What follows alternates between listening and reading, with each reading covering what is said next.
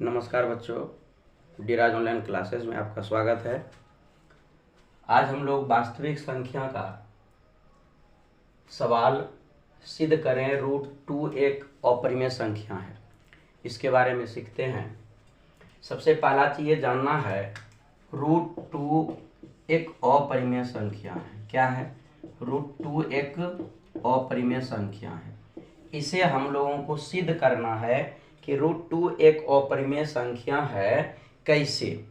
ठीक है, तो ध्यान दीजिए, कोई भी चीज़ को सही साबित करने के लिए उसे हमें गलत मानना पड़ता है। ठीक है, ध्यान दीजिएगा, किसी भी चीज़ को सही साबित करने के लिए उसे हम लोगों को गलत मानना पड़ता है। जैसे हम लोगों को यहाँ सिद्ध करना है कि √2 एक अपरिमेय संख्या है, तो हमें मानना होगा कि √2 एक परिमेय संख्या है। परिमेय का अपोजिट होता है अपरिमेय, अर्थात परिमेय का उल्टा होता है अपरिमेय। ठीक है, तो आइए फटाफट इस सवाल को हम लोग बनाते हैं। और ये सवाल 10th क्लास के हर एग्जाम में आते हैं, चाहे वो आपका तिमाही एग्जाम हो जाए या 6 माही हो या आपके फाइनल हो। ठीक है, ध्यान दीजिएगा, इस सवाल को बड़ा ही सरलता से और आसानी से हम लोगों को सीखना है। आप लोग फटाफट कॉपी और कलम को निकाल लीजिए। ठीक है, चलिए हम लोग इसको बनाते हैं। सबसे पहला काम क्या करना है? लिखना है, माना कि √2 एक परिमेय संख्या है। माना कि √2 एक परिमेय संख्या है, जिसे हम P/Q के रूप में, जिसे हम P/Q के रूप में लिख सकते हैं।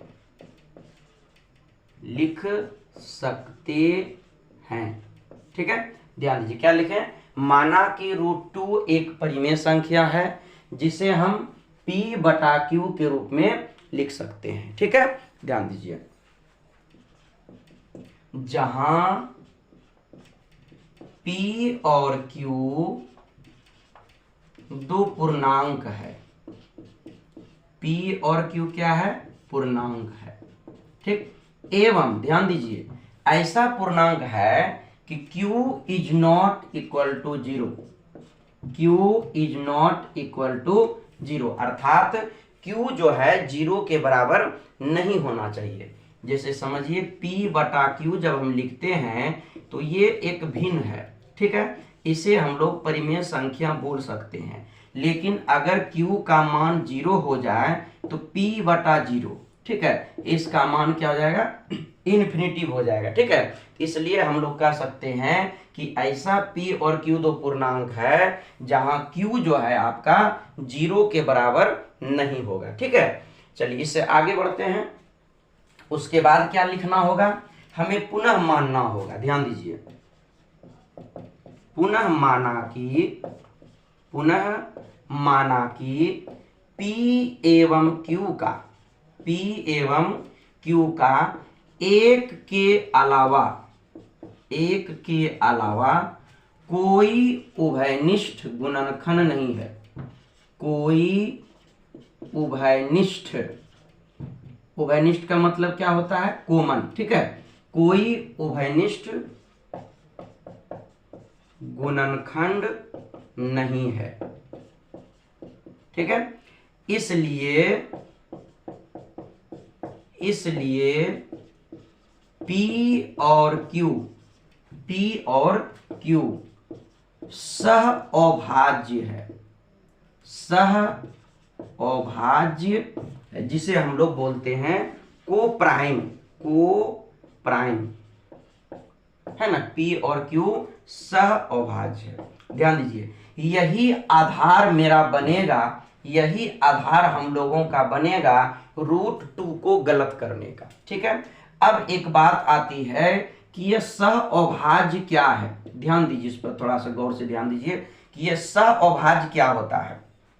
ध्यान देंगे और जानेंगे कि सह अभाज्य हम उन दो संख्याओं को कह सकते हैं जिनका उभयनिष्ठ गुणनखंड केवल एक होता है। क्या होता है? केवल एक। जैसे अगर हम बात करें 2 और 3 की, 2 और 3 की, तो 2 का गुणनखंड 1 और 2 और 3 का गुणनखंड 1 और 3। तो इन दोनों में जो उभयनिष्ठ गुणनखंड है वो आपका केवल 1 है। ठीक है। अगर हम बात करते हैं 4 और 9 का, 4 और 9 का, तो 4 का अगर गुणनखंड निकालते हैं 1, 2 और 4, 9 का अगर हम लोग गुणनखंड निकालते हैं 1, 3 और 9, तो इन दोनों में भी जब हम लोग देखते हैं कॉमन जो आ रहा है वो केवल 1 है। केवल क्या है?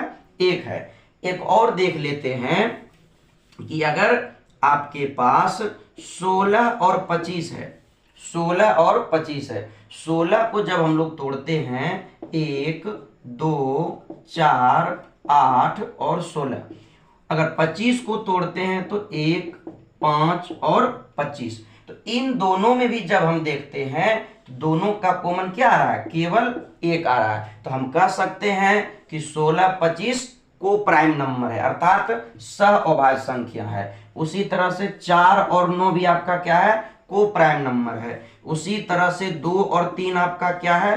को प्राइम नंबर है। एक बात ध्यान दीजिएगा, को प्राइम नंबर होने के लिए सम और विषम के होने का कोई शर्त नहीं है। ध्यान दीजिए, ऐसी बातें नहीं है कि अगर कोई सम है तो वह सअभाज्य की श्रेणी में नहीं आएगा, अगर कोई विषम है तो वह सअभाज्य की श्रेणी में नहीं आएगा, दोनों ही हो सकते हैं। ध्यान दीजिएगा कि सअभाज्य के बारे में हमने क्या बताया कि जिन दो संख्या का केवल एक उभयनिष्ठ गुणनखंड हो, कितना हो? केवल एक।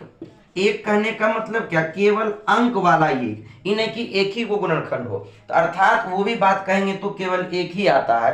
एक ही ऐसा संख्या है जो सभी संख्या में भाग दे सकता है ना? ध्यान दीजिएगा। तो आगे चलते हैं। तो को प्राइम आप लोग समझ गए, ठीक है? ध्यान दीजिए। अब हम लोग आगे बढ़ते हैं। अब क्या लिखेंगे? ध्यान दीजिए, लिखेंगे अब हमने आपको क्या कहा? √2 को हमने क्या माना? P/Q। √2 को क्या माना? P/Q। तो हम लोग लिखेंगे √2 बराबर P/Q।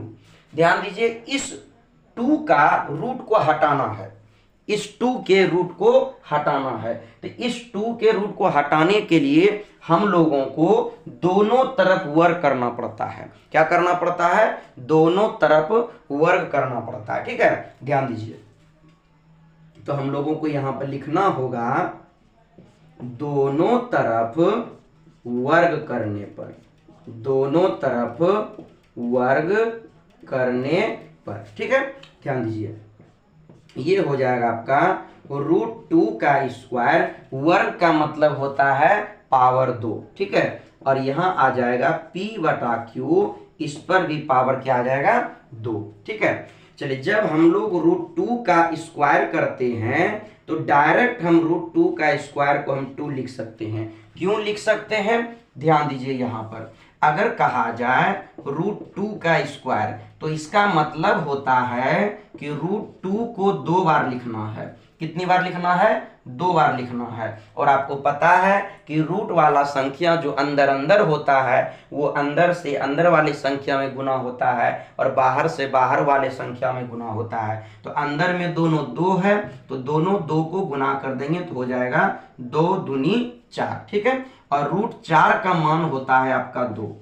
√4 का मान क्या आता है? 2। इसलिए हम डायरेक्ट लिख सकते हैं √2 का स्क्वायर का मान क्या? 2। ठीक है, एक घातांक करने का फॉर्मूला भी आता है कि √a का स्क्वायर अगर कहे तो डायरेक्ट a होता है। ठीक है, इसको हम लोग को याद कर लेना है, ध्यान में हमेशा रखना है कि किसी भी रूट वाले संख्या का अगर हम लोग स्क्वायर करते हैं तो उसका मान स्वयं वो अकेले वाला संख्या हो जाता है। जैसे √2 का अगर स्क्वायर करते हैं कि आपका अंडर वाला संख्या ये 2 हो जाएगा। ठीक है, ध्यान दीजिए। चलिए, तो यहां आपका क्या हो जाएगा? P और Q दोनों पर होल स्क्वायर है तो दोनों का स्क्वायर अलग अलग हो जाएगा, P²/Q²। ठीक है, चलिए, अब इनको क्या करना है? क्रॉस मल्टीप्लीकेशन करना है ना? तिर्यक गुणन अर्थात कोना कोनी गुना कर देना है। ये हो जाएगा 2 × Q²। क्या हो जाएगा? 2 into q square equal to p square. ठीक है, चलिए ध्यान दीजिए। अब ये आपका क्या हो जाएगा, q square equal to p square बटा 2, है ना। Q square equal to p square बटा 2। आपको क्या करना है, इसे समीकरण 1 मान लेना है। क्या मान लेना है, समीकरण 1 मान लेना है। ठीक है, ध्यान दीजिए। उसके बाद आगे क्या करना है, ध्यान दीजिए। उसके बाद हम लोगों को क्या करना है कि ये जो मान आया है, ध्यान दीजिएगा, इसका मतलब हुआ क्यू स्क्वायर का वही मान होगा जो पी स्क्वायर को 2 से भाग देने पर आएगा। ठीक है, तो हम लोग कह सकते हैं यहां, ध्यान दीजिए, यहां पी स्क्वायर 2 से विभाज्य हो रहा है। पी स्क्वायर 2 से विभाज्य हो रहा है, इसलिए प्रमेय 1.3 से।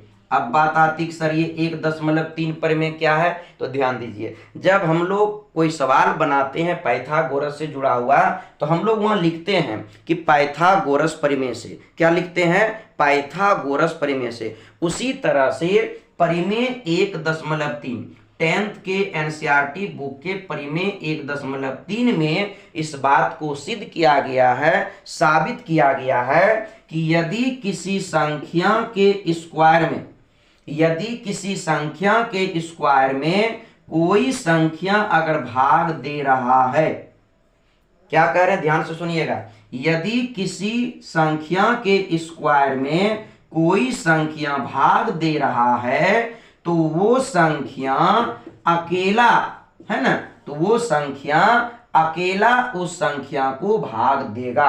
अर्थात पी स्क्वायर में अगर 2 भाग दे रहा है तो प्रमेय 1.3 के अनुसार पी को भी, अकेला पी को भी 2 भाग देगा।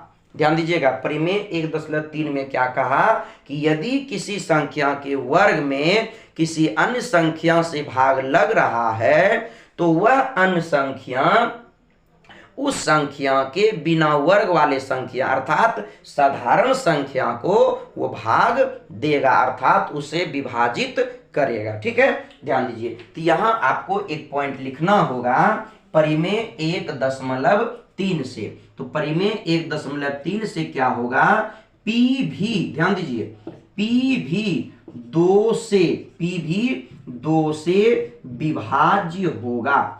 पी भी 2 से विभाज्य होगा। ये क्यों होगा, प्रमेय 1.3 के कथन अनुसार से ये क्या हो जाएगा आपका, पी भी 2 से विभाज्य होगा। ठीक है, चलिए इसके बाद हम लोगों को क्या करना है, पुनः माना की, पुनः मान लेंगे एक बार और। ठीक है, पुनः एक बार और मानेंगे। क्या मानेंगे, जो आप मान आपका जो है p जो मान है, मान लेंगे पुनः माना कि p बराबर 2m। क्या मान लेंगे, 2m। आपको m के जगह पर p और q को छोड़कर कुछ भी संख्या, चर संख्या को मान लेना है। हम x भी मान सकते हैं, a भी मान सकते हैं, b भी मान सकते हैं, x y z कुछ भी आप मान सकते हैं। ठीक है, अब बात आई कि यहां पर सर 2 ही होगा, तो हाँ, तो जो आपको प्रूव करने वाला आएगा, चाहे अगर 3 अगर यहां पर आता, √3 रहता तो हम लोगों को 3m मानना होता। अगर यहां पर √5 होता तो हमें 5m मानना होता। अगर यहां पर √7 होता तो हमें तो हमें 7m मानना होता। ठीक है, तो क्या लिखेंगे, पुनः माना कि p बराबर 2m, कोमा लगा दीजिए। उसके बाद लिखिए जहां m एक पूर्णांक है, m क्या है, एक पूर्णांक है, m एक पूर्णांक। ध्यान दीजिए, m ऐसा संख्या है जो आपका पूर्णांक है।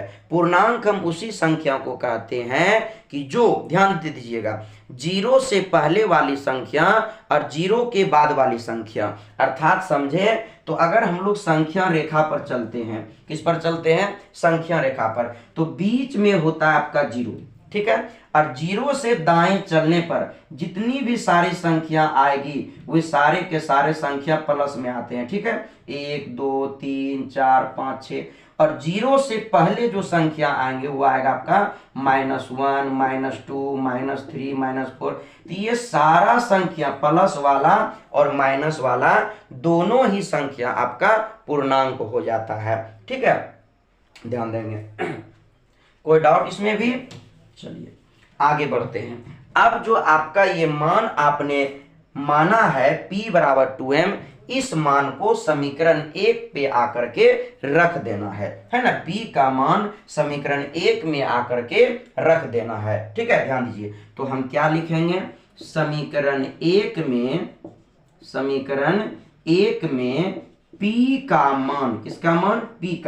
p का मान रखने पर, समीकरण 1 में p का मान रखने पर, तो समीकरण 1 आपका क्या है? q square equal to p square बटा 2, q square equal to p square बटा 2। ध्यान दीजिए, तो अब आपका क्या हो जाएगा? q स्क्वायर इक्वल टू, अब देखिए p का मान आपका क्या है? p का मान आपका है 2m, तो ये हो जाएगा आपका स्क्वायर और बटा में आ जाएगा आपका 2, ठीक है। उसका स्क्वायर आपको तोड़ देना है, तो ये हो जाएगा q स्क्वायर इक्वल टू 2 का स्क्वायर हो जाएगा 2 दूनी 4 और m का स्क्वायर रह जाएगा और बटा में 2। तो अब आपको ये 2 और ये 4 को काट देना है, ये 2 और ये 4 को काट देना है। 2 एकम 2 और 2 दूनी 4, ठीक है, 2 एकम 2, 2 दूनी 4।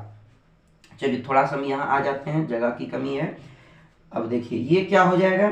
q square equal to 2m square, क्या हो गया? q square equal to 2m square, ठीक है। अब आपको क्या करना है? इधर करिए, दोनों को जो है इधर उधर कर दीजिए, तो ये हो जाएगा 2m स्क्वायर और ये हो जाएगा q स्क्वायर, ठीक है। अब आपको क्या करना है? अकेला m का मान निकाल लेना है, तो ये आपका अकेला m का मान हो जाएगा m square equal to q square बटा 2, m square equal to q square equal to 2, sorry q square बटा 2, q स्क्वायर बटा 2, m स्क्वायर का मान क्या हो जाएगा? q स्क्वायर बटा 2। इनको आपको मान लेना है समीकरण 2। ये क्या हो जाएगा आपका? समीकरण 2, ठीक है। चलिए फटाफट पहले इसको नोट कीजिए, उसके बाद फिर बताते हैं।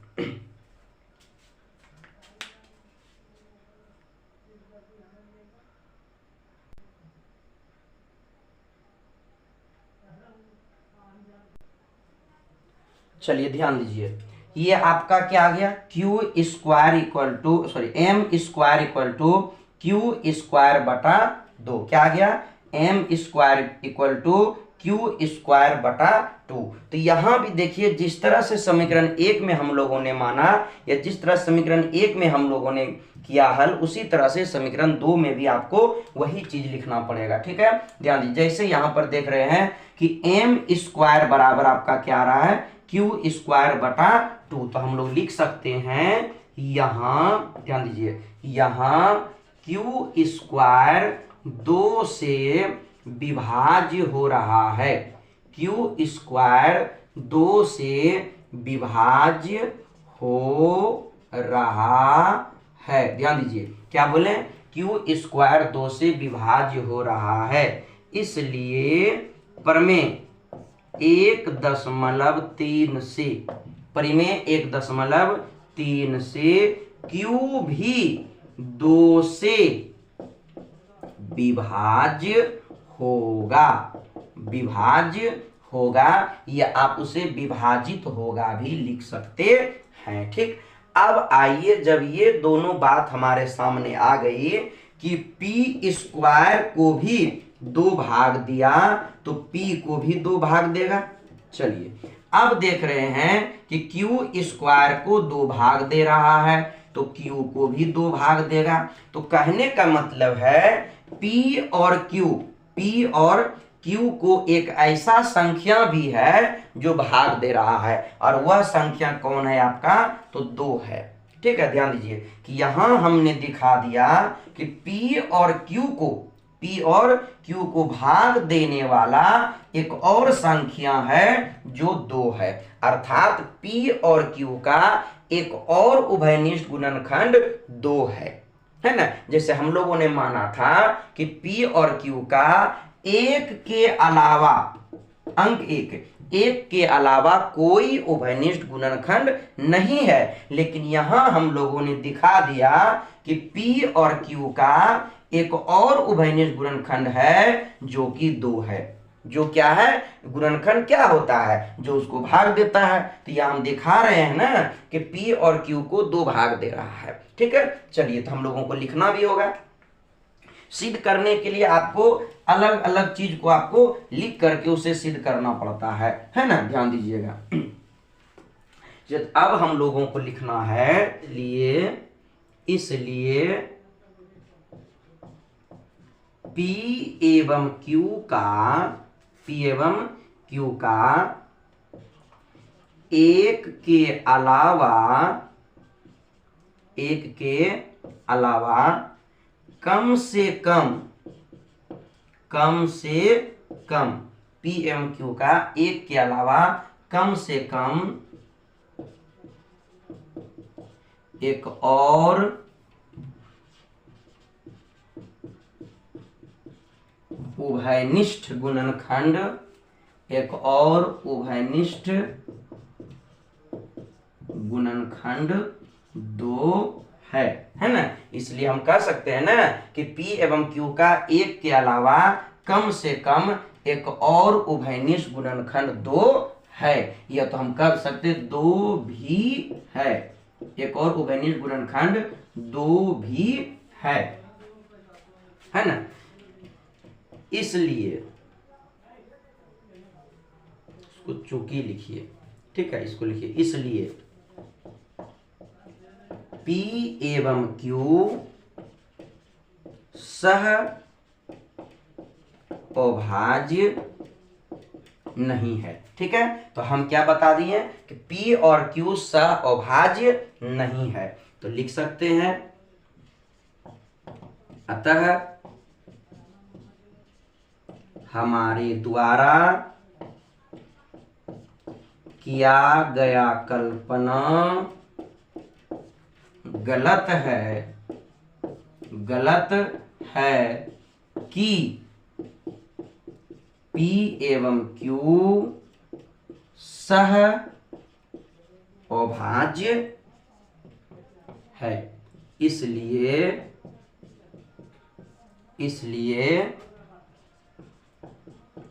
हमारे द्वारा किया गया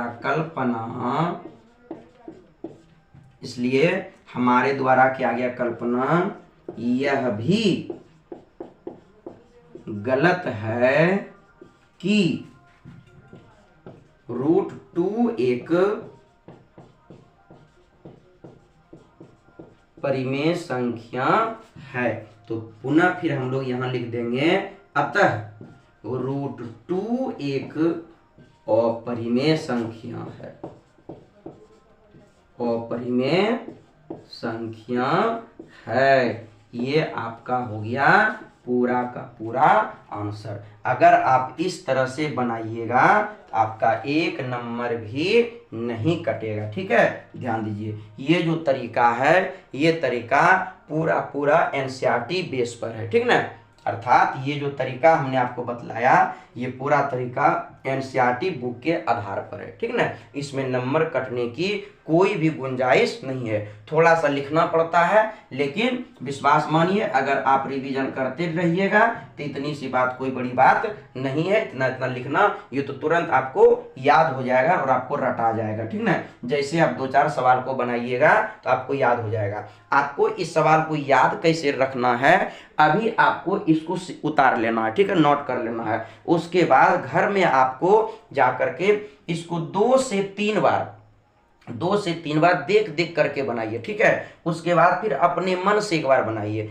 अगर उसमें भी आप अगर कहीं फंसे तो पुनः देख लीजिए कि कहाँ आपसे गलती हो रही है, फिर उसको सुधारिए। उसको सुधारने के बाद जब आप 5वां बार जब आप इसको बनाइएगा तो विश्वास मानिए आपका 100% सही बनेगा, ठीक है। और उसी तरह से जिस तरह से हमने √2 बनाया, आपको √3 का बनाना है, √5 का बनाना है, √6 का बनाना है, √7 का बनाना है। सारे सवाल को आपको इसी तरह से बनाना। केवल अंतर वही होगा कि जहां हम लोग मानते थे ना कि P बराबर 2m, तो वहां जैसे जो भी आपका देगा सिद्ध करने के लिए, तो वहां उसी चीज को हम लोगों को अगर 6 कह दिया तो 6m, 5 कह दिया तो 5m, 7 कह दिया तो 7m। आप m के जगह पर भी कुछ भी मान सकते हैं, c मान सकते हैं, x मान सकते हैं, y मान सकते हैं, z मान सकते हैं, ठीक है। p और q को छोड़कर जो भी आपको मन करे आप मान सकते हैं, ठीक है। चलिए फटाफट इसको नोट कीजिए।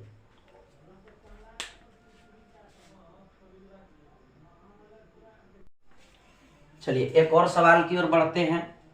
दूसरा सवाल इसका हम ले लेते हैं। क्या है वो? सिद्ध करें कि 3 + √5 एक अपरिमेय संख्या है, ठीक है। सिद्ध करें कि 3 + √5 एक अपरिमेय संख्या है। ये सवाल और भी आसानी से बनता है और छोटा बनता है। जिस तरह से हमने पिछला सवाल पढ़े थे उससे ये सवाल छोटा बनता है, ठीक है। चलिए ध्यान दीजिए। और ऐसे सवाल में शायद 2 नंबर के आते हैं, ठीक ना। ये सब सवाल कितने नंबर के आते हैं? 2 नंबर के। और जो √2 हम लोग पढ़े थे वो 5 नंबर का आता है, ठीक है। चलिए ध्यान दीजिए, इसको शुरू करते हैं। ये लगा दिए आंसर। क्या लिखेंगे? जो वही प्रोसेस लिखना है। माना कि 3 + √5 एक परिमेय संख्या है। माना कि 3 + √5 एक परिमेय संख्या है, एक परिमेय संख्या है, जिसे हम P/Q के रूप में P/Q के रूप में लिख सकते हैं, लिख सकते हैं। क्या माने? माना कि 3 + √5 एक परिमेय संख्या है जिसे हम P/Q के रूप में लिख सकते हैं। फिर लगा दीजिए कि जहां P और Q पूर्णांक है, P और Q क्या है? पूर्णांक है, एवं Q ≠ 0 है, कि Q 0 के बराबर नहीं है, ठीक है। अब इसमें हम लोगों को पुनः मान करके नहीं बनाना है। इसका सहअभाज्य से हमें कोई मतलब नहीं है, कोई लेना देना नहीं है। आइए जानते हैं कितना सरल और कितना आसानी से बनेगा, वो हम लोग देखते हैं, ठीक है। चलिए उसके बाद आपको क्या लिखना है? अब आइए 3 + √5 ये हो जाएगा P/Q। आपको इसमें क्या करना, इस तरह के जितने भी सवाल आएंगे प्लस माइनस बटा में, है ना, तो उसको आपको केवल यही करना है, उसको हल करके, ध्यान दीजिएगा, इसमें वर्क करने की कोई जरूरत नहीं है। इसे हल करके आपको रूट वाले संख्या का एकदम से अकेला कर देना, उसको एक तरफ ले जाना है, और बाकी जो सारा संख्या बचा उसको एक तरफ ले जाना है ना। जोड़ करके, घटा करके, गुना करके, भिन्न का जोड़ लेकर के, जो भी तरीका हो उसको दोनों को आपको अलग अलग कर देना है, ठीक है। ध्यान दीजिए, तो ये आपका हो गया √5 = P/Q। 3 आपका देखिए प्लस में है, ठीक है। इधर कोई भी कुछ भी चीज नहीं है तो प्लस चिन्ह होता है, ठीक ना। जब ये 3+ वाला उधर जाएगा तो ये आपका हो जाएगा -3। क्या हो जाएगा? -3। अब आपको क्या करना है, इसे भी आपको सरल कर लेना है, ठीक ना। भिन्न का जोड़ की तरह आपको बना लेना है। तो ये आपका हो जाएगा Q और 1 का एलसीएम हो जाएगा Q। Q से Q में भाग देंगे तो हो जाएगा 1, और 1 में P से गुना करेंगे तो हो जाएगा p, ठीक है। 1 से q में भाग देंगे तो हो जाएगा q, और q में 3 से गुना करेंगे तो ये हो जाएगा 3q। अब देखिए ये संख्या अकेला और ये भी संख्या आपका अकेला आ गया, ठीक है। आप इसको क्या कीजिए, समीकरण 1 मान लीजिए, ठीक है। अब यहीं से हमारा बनना शुरू हो गया। क्या लिखेंगे, चूंकि हम जानते हैं, क्या जानते हैं, चूंकि हम जानते हैं कि ये क्या है आपका √5 एक अपरिमेय संख्या, इस बात को हम जान रहे हैं कि √5 एक अपरिमेय संख्या है। √5 क्या है, एक अपरिमेय संख्या है। एवं ध्यान दीजिए कि √5 एक अपरिमेय संख्या, एवं इधर जब आएंगे तो इधर आपका संख्या हो जाएगा p,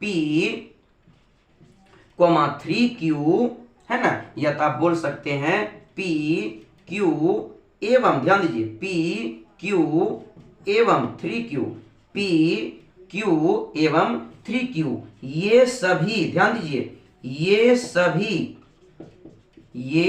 सभी पूर्णांक हैं। आपको ये पता है कि ये सभी क्या हैं, पूर्णांक हैं। इसलिए जब ये सभी पूर्णांक हो जाएंगे, पूर्णांक वाली संख्या परिमेय संख्या बना देती है ना, p-3q बटा q।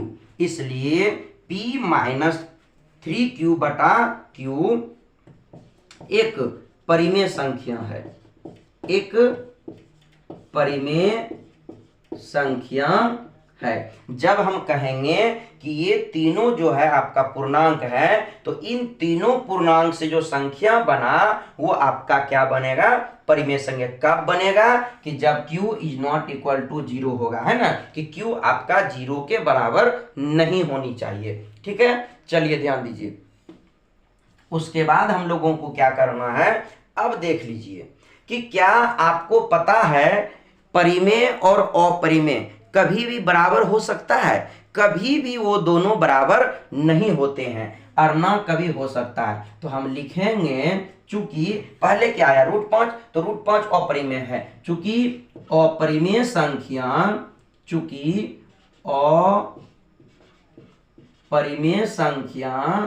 Is not equal to परिमेय संख्या। ध्यान दीजिए, परिमेय संख्या कि कभी भी अपरिमेय संख्या और परिमेय संख्या बराबर नहीं होता है। ध्यान दीजिए, इसलिए हम कह सकते हैं ना कि ये आपका क्या आ गया, √5 भी आपका बराबर नहीं आएगा p-3q बटा q का। √5 जो है ये बराबर नहीं होगा p-3q बटा q का।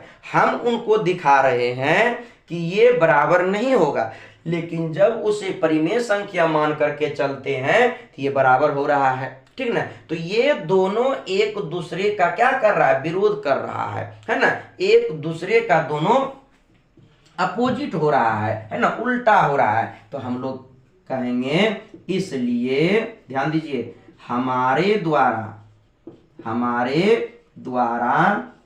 किया गया